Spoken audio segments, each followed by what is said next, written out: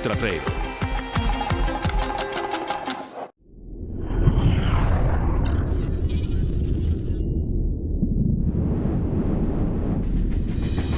The 2017 Ultra Trail World Tour will take us once again in some of the most amazing locations on Earth. Previous locations such as Hong Kong, New Zealand and Sahara did set the bar high, but Canaries Island with the Trans-Gran Canaria most certainly delivered. And so did 2 new races in the calendar, and we'll go on to discover Croatia with the Istria 100-miler, and then wrap up this edition with the scenic views of the Patagonia Run.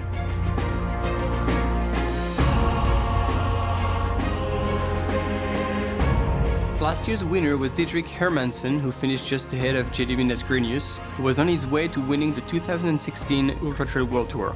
In the women's field, Caroline Chavreau started to build her lane in the World Tour right there, taking her first win of the season, finishing ahead of Andrea Hüser.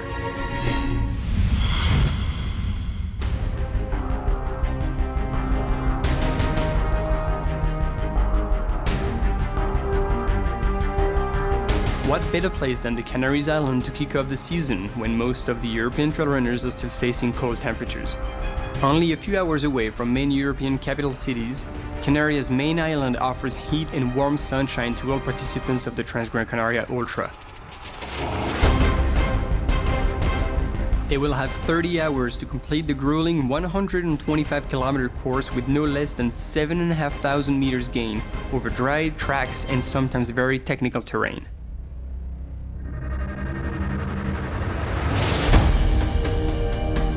As the first European stop of the Ultra Trail season, we'll see runners coming from all ends of the continent, but also a fair amount of American and African runners, such as Ryan Sands, who had won the 2014 edition. I'm in Gran Canaria mainly to promote my book. It's been translated to Spanish, so I've been in Madrid for a few days and now at the race promoting my book, but I love the island and the race is incredible, so I've decided to run the marathon. I've run the 125 kilometer and the 82, so it'll be nice to try the marathon as well, and then then next I suppose I've just got to do the 360 and then I've done all the races. I really enjoy the experiences with the novice runners and the guys in the middle of the pack or towards the back of the field. And I think it's really interesting to share experiences with them, and I really enjoy hearing their stories as well, because I think everyone shares the same experiences during an ultra race, whether you're running at the front or at the back. You go through the same highs and lows and emotions, and I think everyone's got some similar stories, so it's really cool to share stories, and for me, like most importantly, I really enjoy hearing kind of some of the other novice runners tell me their stories.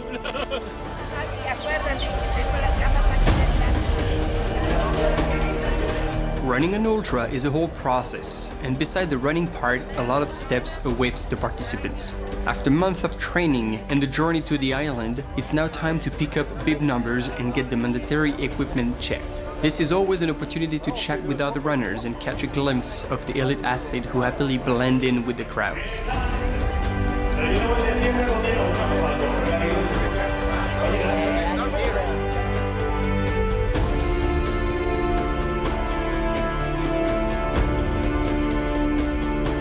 It's been some weeks since Hong Kong. This is the first real long big race for me. The first of the main goals this season. Feeling good. Nice to be here for the 4th year in a row. Since Hong Kong, I've been putting in more altitude, more elevation in my training. It was more speed sessions before Hong Kong, and now it's I've been trying to trainings with just walking and steep walking and running. So try to prepare for this kind of race, which is more mountain race than Hong Kong. The field is competitive this year, as always, and as last year. So I'm thinking if it was possible to win last year, I think it's possible to win this year as well.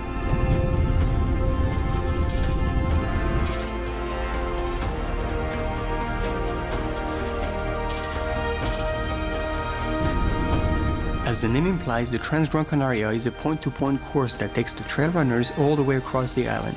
They start from Agait, located in the north part of the island, to Maspalomas on the south coast.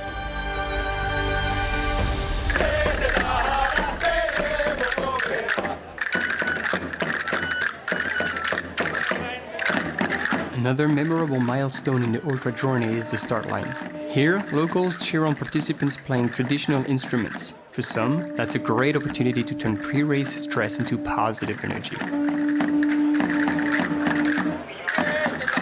Je me sens bien, détendu. C'est la 5e fois que je viens ici, donc je connais le parcours. Et puis, bon, c'est une course du World Tour, je sais à quoi m'attendre, ça va partir fort. Donc j'ai un peu imaginé comment gérer tout ça pour que ça se passe bien, donc ça va. With the headlamps on, the 600 participants of the 125 kilometers ultra are all standing behind the starting line. Whether it's for performance or for pleasure, all have the same goal of reaching the finish line in Maspalomas. Only a couple of minutes left before the start, just enough to take photos and share a few words before heading into the night.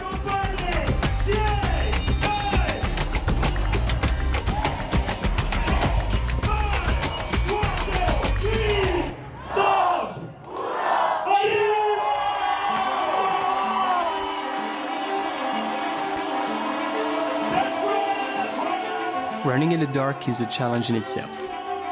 With the start at 11 p.m., all runners will have to stay focused to cope with the lack of sleep.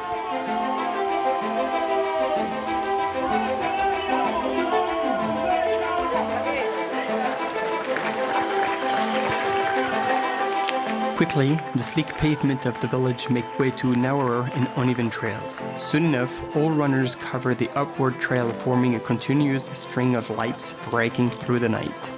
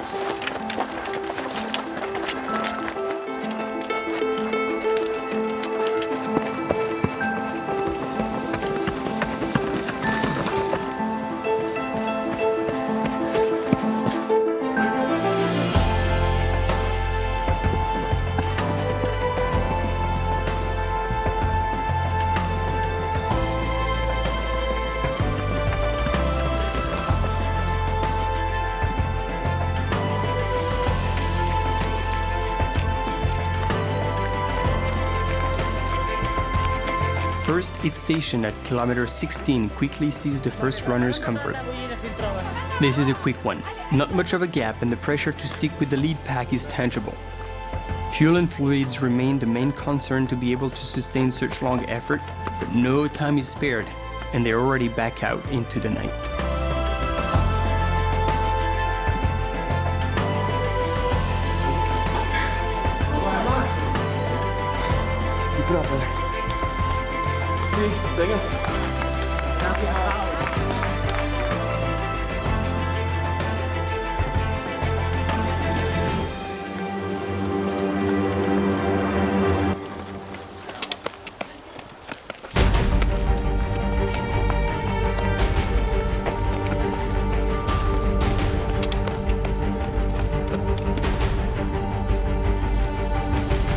At this early point into the race, the key is to find one's pace.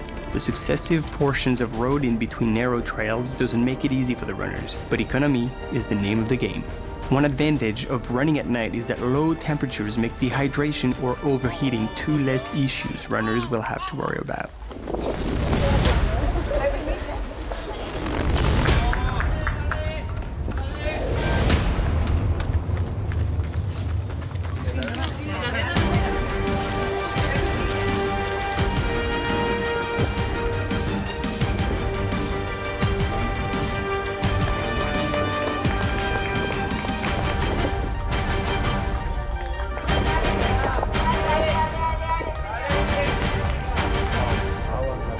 I feel like I had a really good experience here in 2014 and ran strong and was even in the lead for a little bit and then lost it towards the end. I felt like I lost a little bit of steam at the end, and so I'm back to hopefully have a stronger finish this year.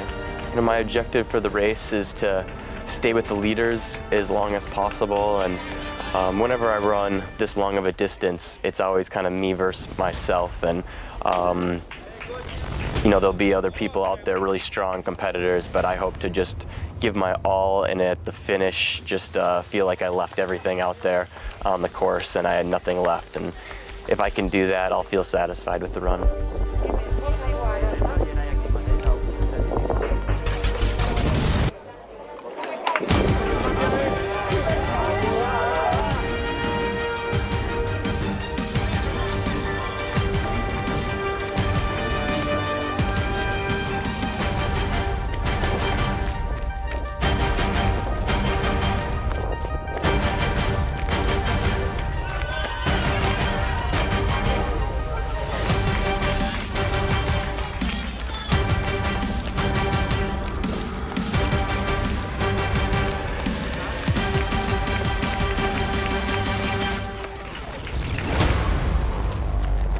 First noticeable event in a race happens in the women's field. Last year, UTWT champion Caroline Chavreau drops out of the race due to stomach issues.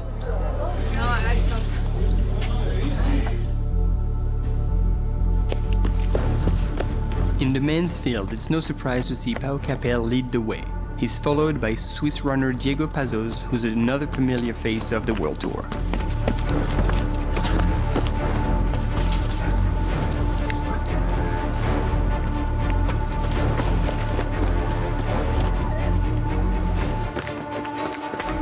Je me sens bien. Bon, c'est toujours difficile de s'entraîner en hiver par nos contrées, on va dire. Donc voilà, j'ai fait les kilomètres que j'ai pu. Je suis venu ici reconnaître le parcours il y a 5 semaines, donc je me sens bien. Voilà, en confiance. Maintenant, bon, c'est une course qui est longue et puis il peut arriver de tout.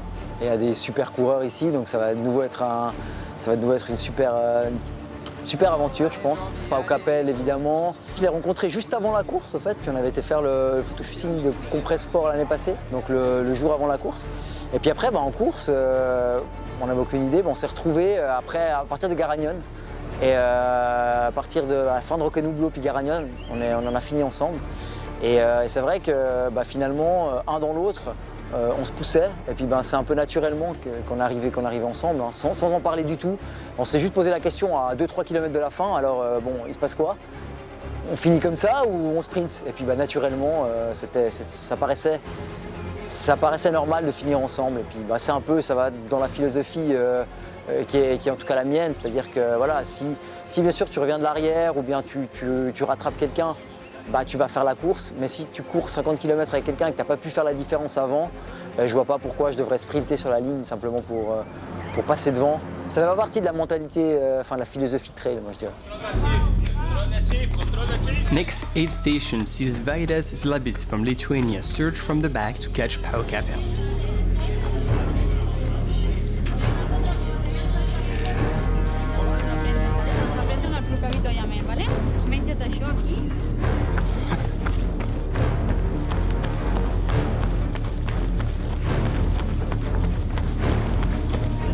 Behind them come Jordi Gamito and Diego Pazos. French runner is Maxime Casajou, whose crew is an old-timer of the discipline and team partner Julien Chaurier. J'ai pris la bouteille là? Ouais, là t'as qu'une bouteille, t'as tout pris là. Je t'ai sorti ça, si t'en reveux un petit peu. Non, c'est bon. Le sandwich. Vous mangez une cuillère, tu vois. Vraiment pas loin. Tu fais une super course, 5e. Et là, il y a l'autre qui est après. Je les ai pas accrochés. Last year's winner will come through in 6th place and still in the game for the win.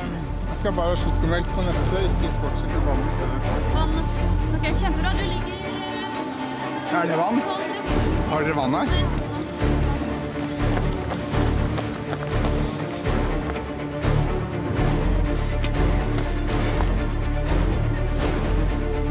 There's now fog on the course, which makes the night a little colder, but it doesn't seem to affect Pau Capel, who's making a difference on the steep sections, taking full advantage of his running poles. The use of poles is very specific and takes a lot of practice to actually benefit from them, which is why not all runners choose to use them.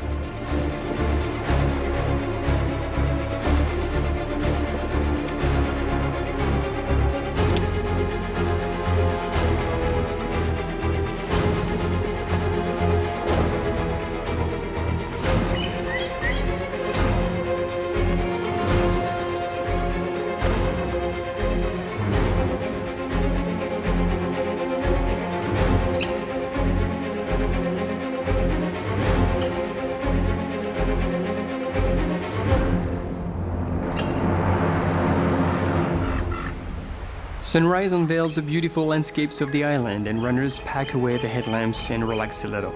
They can now see clearer where the trail goes.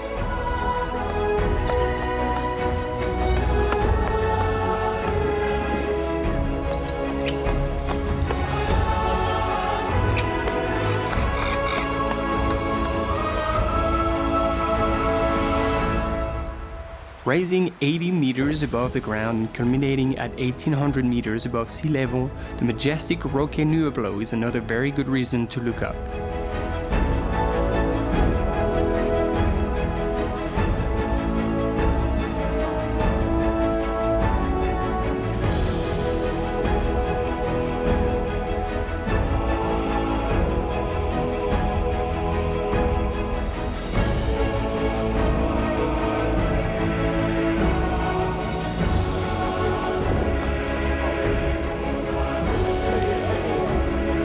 Pau Capel is the first to reach that point, located at kilometer 78.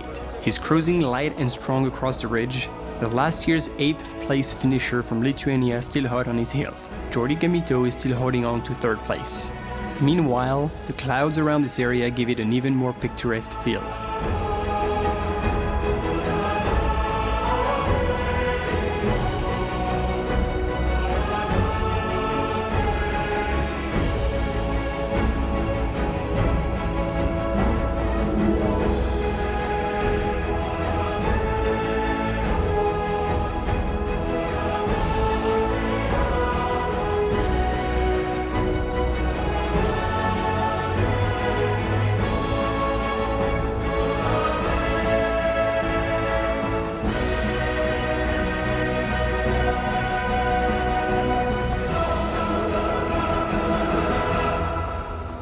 Located past the midpoint in the race, El Roque Nueblo is one of the key points on the course. Spectators and crews alike get involved to cheer on the athletes as they run through.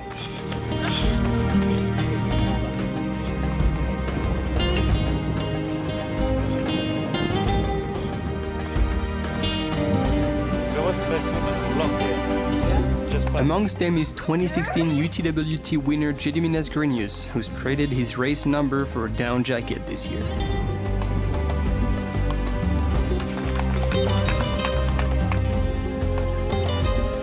Not much time to look around for the leaders, who are already back down the hill and into the pine trees. Experienced runners will take this opportunity to lower down their heart rate and get some fuel in before hitting the next climb.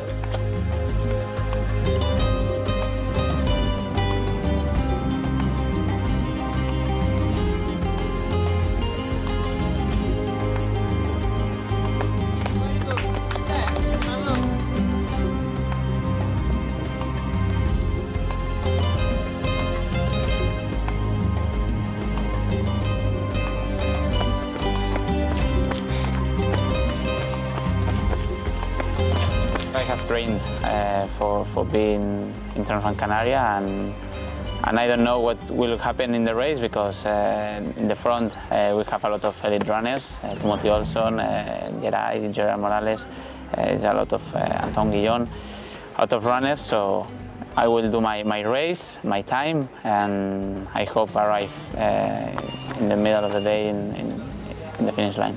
We are here, we are in the world for share the life, I think, and if we can share this passion that is the running, is perfect.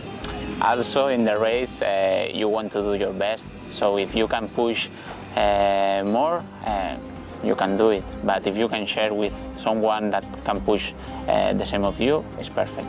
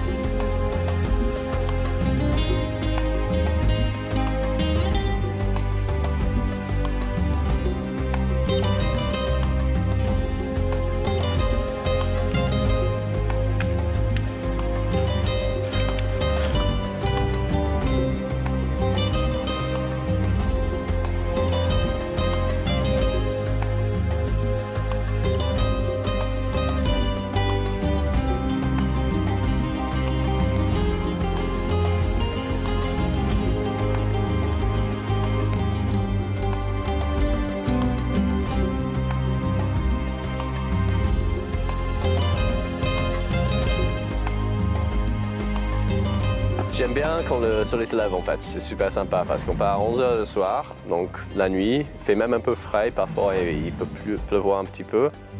Et je sais pas quelle heure c'est, mais peut-être 6-7 heures du matin, il commence à faire jour. Quand le soleil se lève et on monte sur le rocher Nublo au milieu de l'île, avec la lumière sur la roche un peu ocre, un peu rouge, c'est vraiment super sympa. Donc ça donne un petit coup d'énergie, un petit boost, je pense, mi-parcours, et j'espère que ça le refera cette année. Ouais. Je dirais que Diederik, il doit être le favori quand même, parce qu'il a fait une course assez exceptionnelle l'année dernière.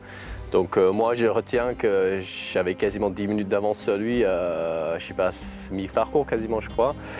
Et qu'il m'a doublé. Quand il m'a doublé, je ne l'ai pas vu longtemps. Hein, donc, et il m'a battu d'une grosse demi-heure. Donc, là, ça peut être une leçon de comment faire, donc peut-être que je ne sais pas s'il va refaire le même truc. En tout cas, moi, je vais essayer de partir encore plus cool pour voir si je peux durer un peu plus longtemps et être un peu plus frais vers la fin.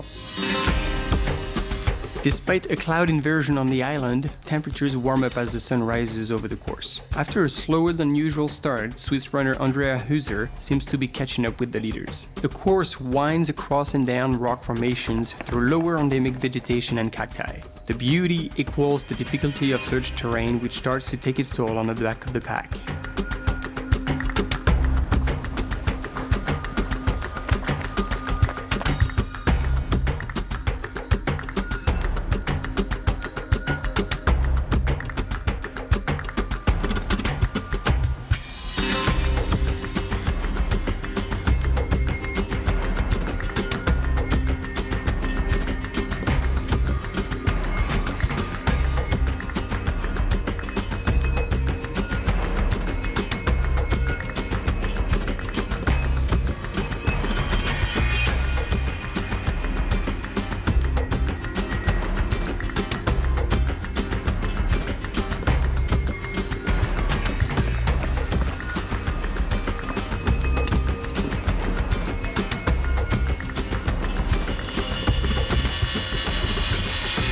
This moment is what most of the ultra-trailers have come to experience, stepping outside of their comfort zone and push through what often is only a mental barrier.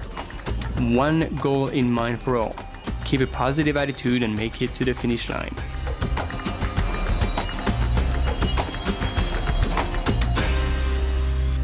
The sight of civilization and villages announces the end of the journey.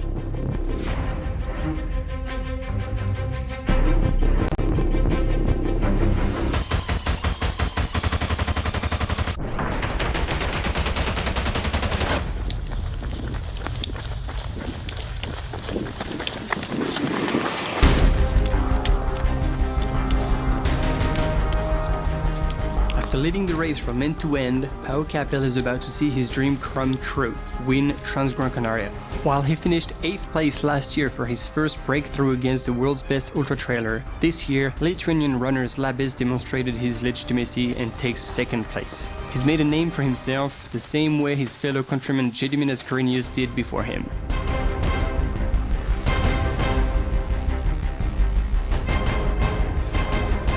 Jordi Gamito rushes through the last 8 stations, feeling the pressure of last year's winner, Diederik Hermansen.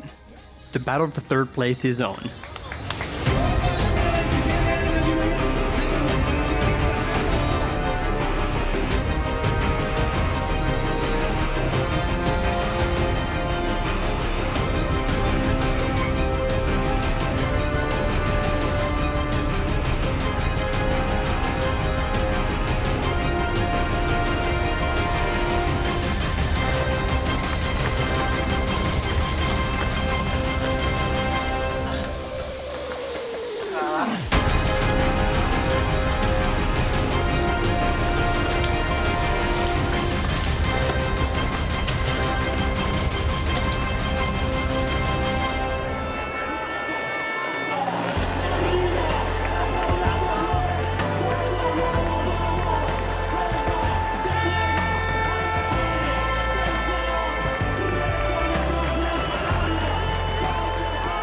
13 hours after the early start, Pau Capel crosses the finish line in first place and happily shares this intense moment with the cheering crowds.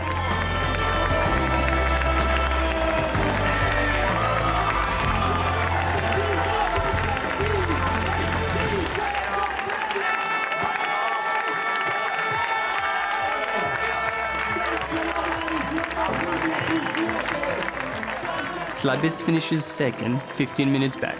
Dietrich Hermansen, who managed to pass Gamito in the later stage of the race, completes the podium, coming in another 15 minutes back. French runner Casaju and Spaniard Gamito will cross the finish line hand in hand for fourth.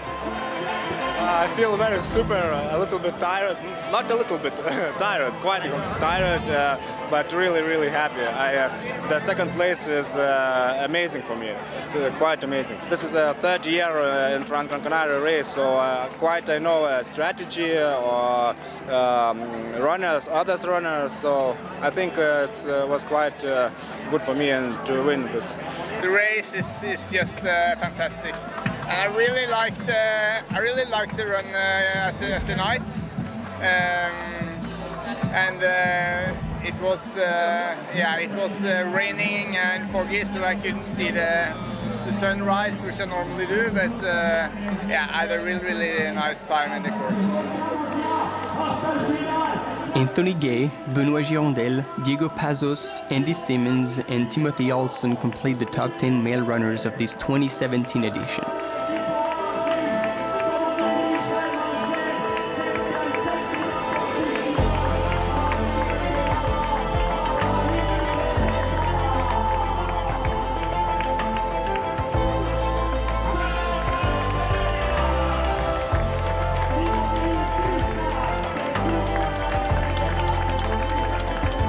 Coming from shorter distances, Zara Garcia has been racking up wins in ultra races over the past few years. She confirmed her high level, taking the win ahead of Swiss runner Andrea Huser, who was a strong competitor in last year's UTWT.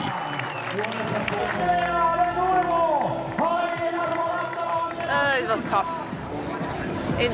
At night I suffered quite a bit because I couldn't start fast. I was very slow and I was a bit angry about that. I was not in a good shape. In the morning I felt better and suddenly I could enjoy the trails and feel very well. So now, yes, I'm very happy. French runner Mélanie Rousset completes the female podium. Être sur le podium avec Andrea, ça, je suis contente. Franchement, on était déjà sur un podium ensemble à Albertville, au trail d'Albertville. C'est là-bas que je l'ai rencontré un petit peu et c'est un peu ma, comment on dit, mon idole féminine. Du coup, c'est cool. En esta carrera lo más difícil para mí fue el hecho de perderme y de perder el margen que tenía de 10 minutos, un margen que lo había ganado a base de apretarme al inicio y después de 40 kilómetros vi que no había servido para nada, ¿no? Entonces, cuando ves que después de una maratón vuelves a estar como al inicio después del esfuerzo que había hecho, mentalmente lo pasé mal porque no sabía si apretar, si reservarme, pero como ya había apretado desde el inicio, pues decidí apretar de nuevo porque pensaba que era el día de hacerlo. Y después el segundo punto más costoso fue a la entrada del calor, para allí a las 10:30, 11. Fue difícil gestionarlo porque bueno, llevas muchas horas deshidratado un poco y el calor hace que aún sea más difícil acabar esta carrera, ¿no? Los últimos 10 kilómetros son una locura porque es un barranco pues, muy duro donde vas recogiendo cadáveres de otras carreras y la verdad que se hace una llegada bastante dura.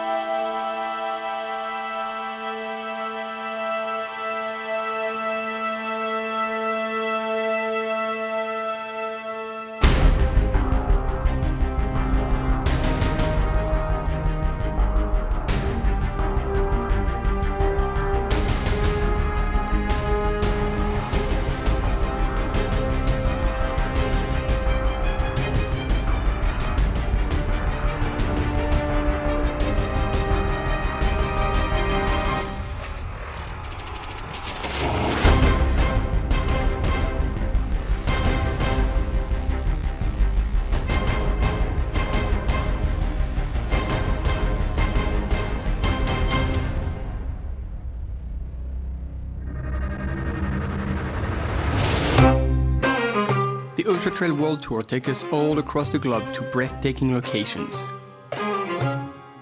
More known as a touristy destination than an actual trail running one, Croatia hosted the Istria 100-miler, and it showed such potential that it became part of the 2017 Ultra Trail World Tour.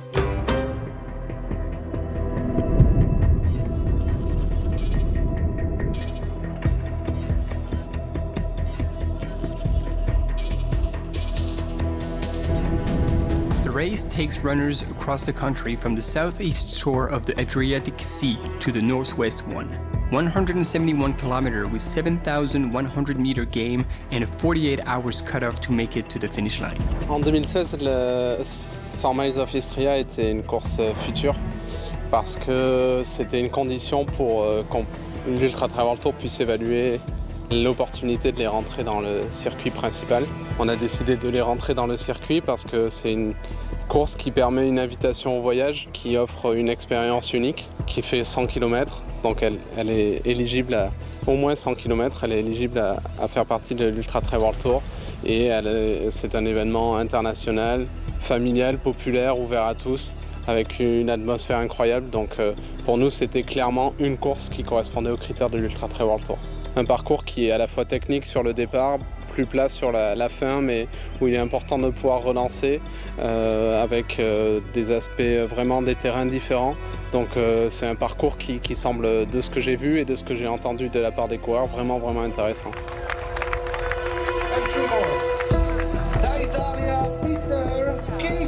The 3,000 years old medieval town, Labin, is so far the oldest place of the World Tour to host a starting line. It is quite the privilege for the participants coming from 40 different nationalities.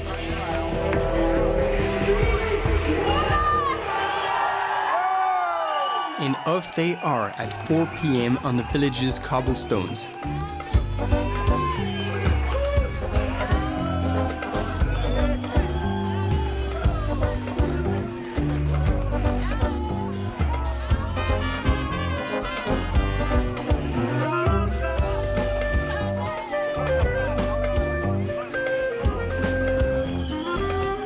This start time forces the several hundred runners to spend at least one night out, if not two, for the slowest runners of the pack. After spending several days tapering and racing for the race, runners can't help but smile at the idea of the journey that lays ahead.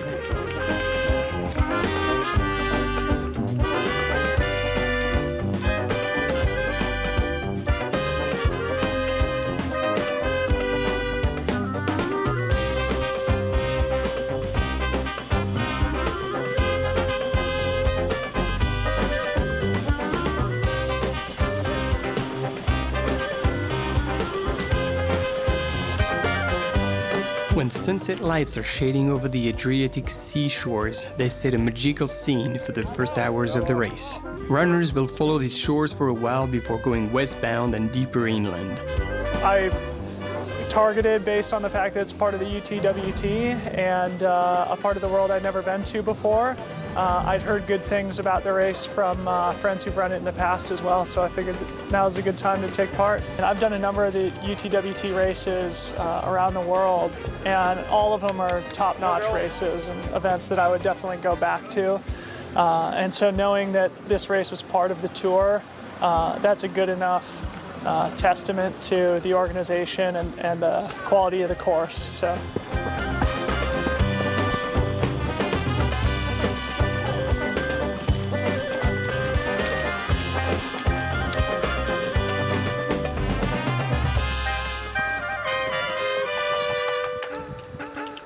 The first part of the race offers the most elevation change when going through the Piriro de Uca National Park.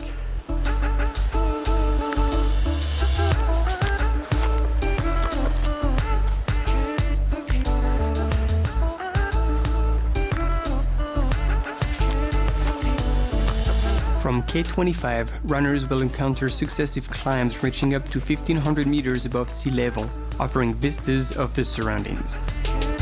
You know, I wanted to run a 100-miler this spring, and I'm from the United States, and right now, there's a few hundreds, but really I kind of, I watch these movies, and I kind of looked at this course, and it's point to point, you start at this ocean, this part of the sea and you're going up and over these big giant mountains, which, that's a big draw for me. I don't want to do a flat race, and this is not flat. So just seeing that, and like I've never been to Croatia before, and that it just sounded like a pretty good adventure. So I, signed up and flew on over. Only a few hours after the starts come dusk, setting a whole new scene for the participants. A new race starts, calling out to runners' agility and reflexes to flow across technical trails safely, following the beams of their headlamps.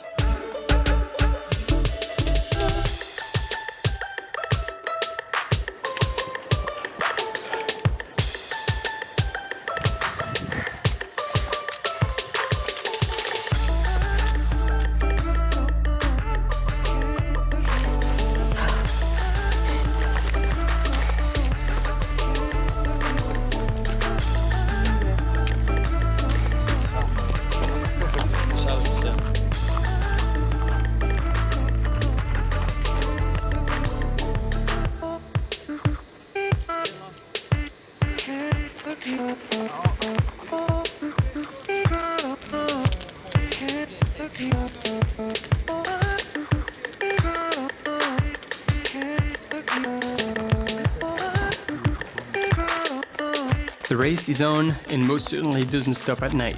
Top runners barely slow down the pace as they're familiar with this environment. At 8 stations, they meet their crew to optimize transitions. Changing the body clock isn't easy, but eating at night is mandatory to get the calories in.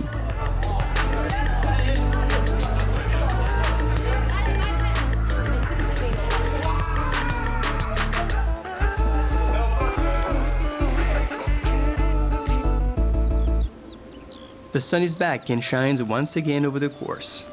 Meanwhile, hilly and green landscapes are unveiled to offer ultra runners a whole new set of memories to bring home.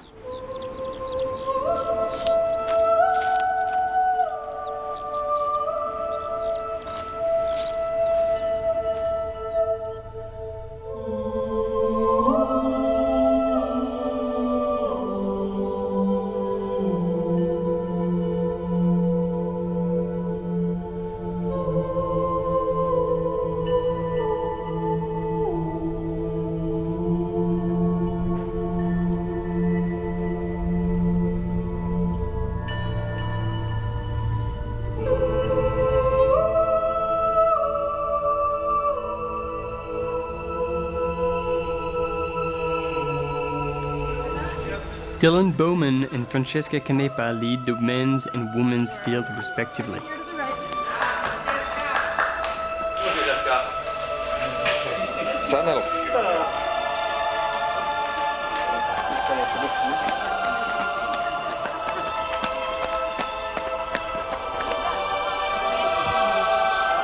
After hours spent in the wilderness, runners appreciate the warmth of an aid station. Familiar city walls create a safe environment for them to get some rest. They are now past the halfway point. The second part of the race is more rolling with a downhill profile.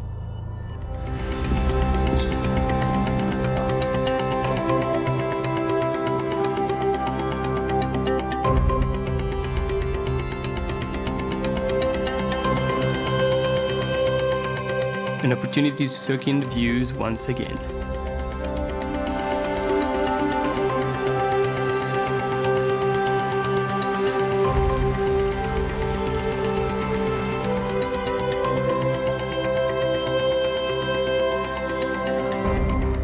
Dylan Bowman wasn't really challenged and rolls in across the finish line in a winning time of 17 hours and 51 minutes. I thought this is a phenomenal race. I have traveled to race all over the world, and this is one of the best races I've ever been a part of. The course is phenomenal, the weather was amazing, the organization was fantastic, the volunteers, the course marking was phenomenal. So I was really happy to be part of the race this year, and I'm really happy to see it part of the World Tour because I think it fits really well into the World Tour schedule, and I think a lot of other top athletes are going to want to come soon. Francesca Canepa wins the women's division. This year I did a good race from the beginning, so I felt light and calm, excited too, and I was everything good. Just a little cold in the night and warm in the day, but anyway, I was good.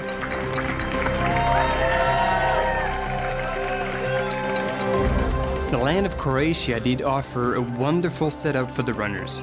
From first till last, they were all treated with outstanding trail running scenery.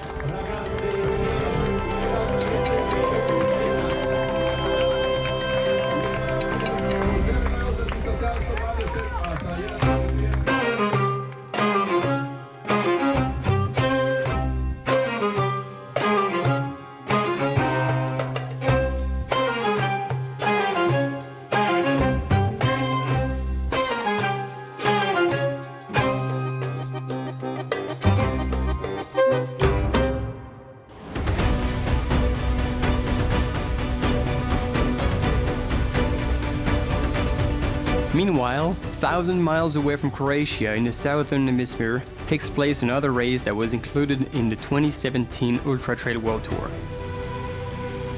Welcome to the Patagonia Run, where colder temperatures, snow, sharp peaks and frozen fjord awaits the participants.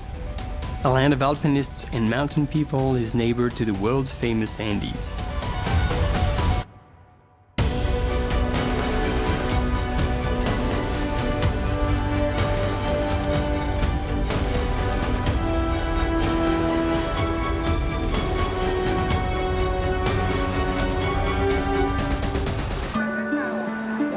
The town of San Martín de los Andes, located near the border with Chile, welcomes runners looking for wilderness and remoteness. They've come from all over the world to put their racing kit and step onto the trail that will take them across fjords and mountains.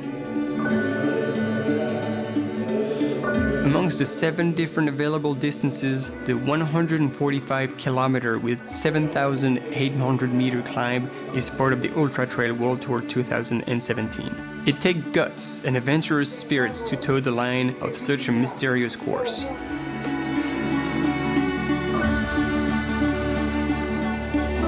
Y bueno, acá estamos, un nuevo desafío, otra vez, a experimentar ahora 145. No queda otra que ponerse las pilas y bueno, darle para adelante. Son varios kilómetros, varias horas, así que bueno, las mejores las expectativas como siempre. Despite an obvious rough challenge laying ahead of them, runners show excitement and happiness when they're about to start.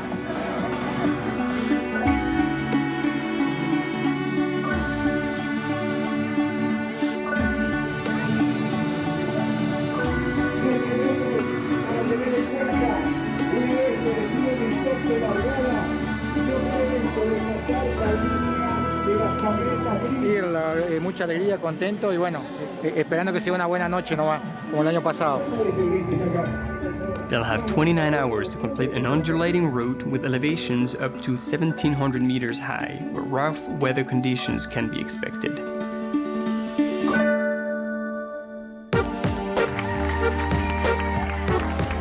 And they are off in the streets of San Martín de los Andes, where the crowds have gathered for the special occasion.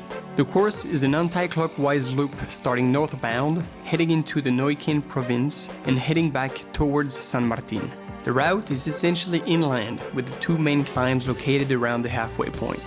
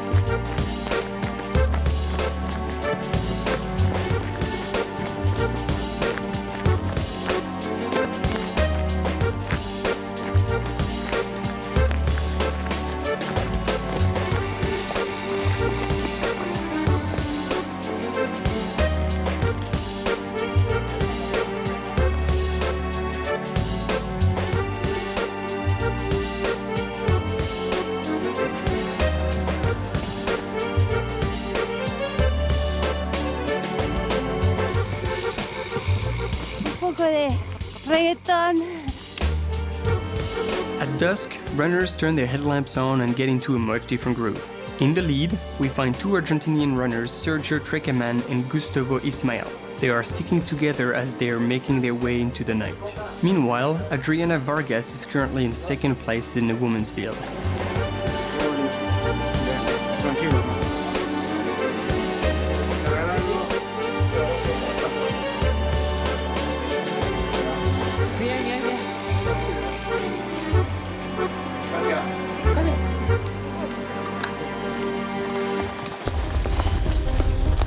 In Patagonia, the fall season most likely means snow. Managing body temperatures and running on slippery terrain now adds on to the difficulty of running through the night.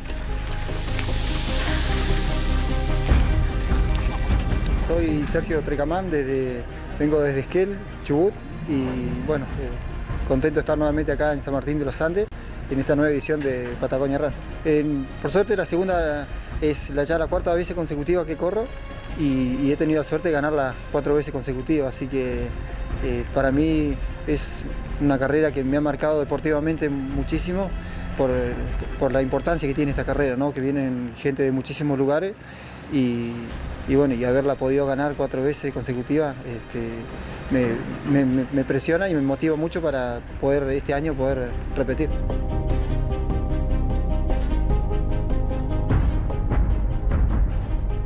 The first lights of the following morning unveil snow-covered landscapes. The fog joins the party, making progression even trickier and requiring runners' full attention.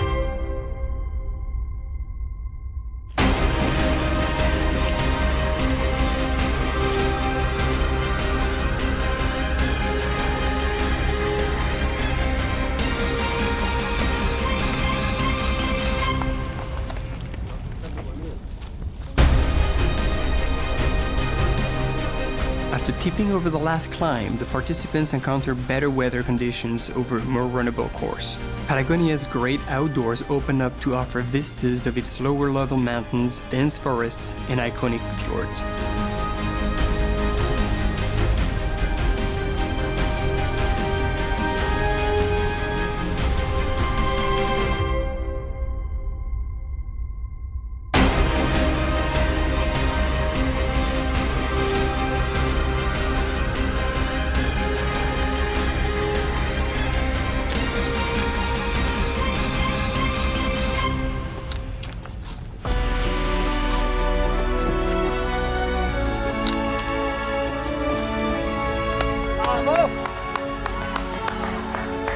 Such variety in both terrain and weather conditions favored the local runner. Sergio Trecaman, who pulled away in the second part of the course, crosses the finish line in first place and earned his first win in the Ultra Trail World Tour. After over 18 hours of maintained effort, victory is happily shared with family and supporters.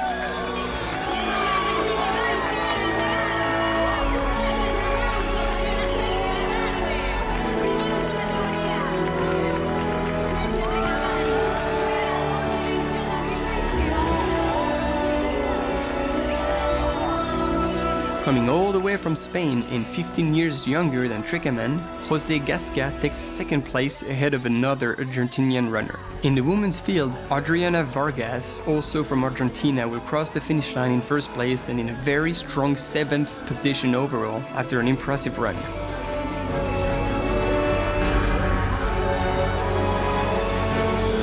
Teresa Nimes is the runner-up in the women's field and also manages to sneak into the top 10 overall. Well done, ladies!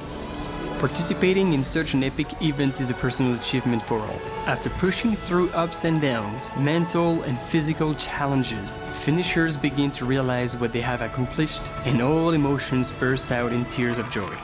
Such emotions are the most valuable reward for all finishers in a race of the Ultra Trail World Tour.